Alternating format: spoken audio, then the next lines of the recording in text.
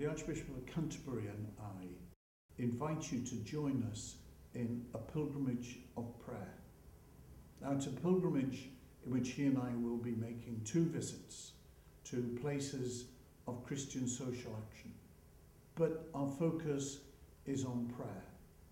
Now, this is important because the theme that we've chosen for this pilgrimage is this phrase: listen to God, hear the poor. And it's those 2 things together, our attentiveness to God and our response to the poor, that we want to explore together during this pilgrimage.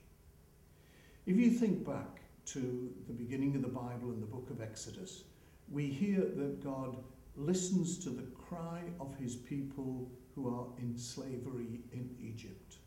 It's the constant promise that God hears the cry of the poor. And then in the Gospel of St. Luke, we hear that Jesus comes to bring freedom to the poor, to serve the poor. Now, we who, as disciples, want to follow in the footsteps of Jesus, have those same 2 attitudes. We want to hear the voice of the poor because it is God who depends on our attentiveness for him to hear the voice of the poor today. And in the footsteps of Jesus, we want to be able to respond to the poor and the needs which oppress them today.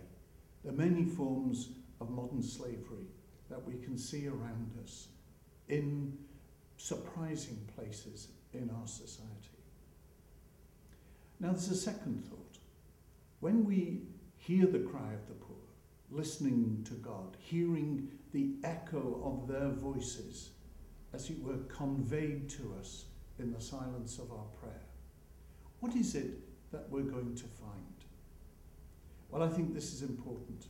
What we will find in the voice of the poor is the echo of their profound faith in God.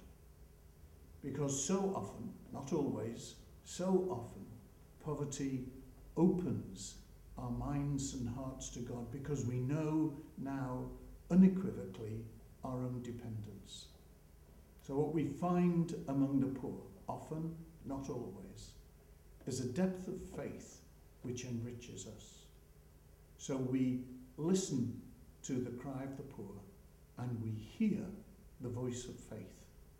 We attend to the needs of the poor and we receive the witness of their faith. And in sharing with the poor then, we become enriched ourselves.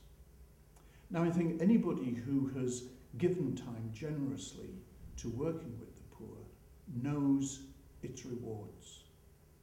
And that's the themes that we hope you will explore, not only in your prayer, but also in your action with Archbishop Justin and myself as we conclude this week of pilgrimage in our approach to Holy Week and the great feasts of our Christian faith.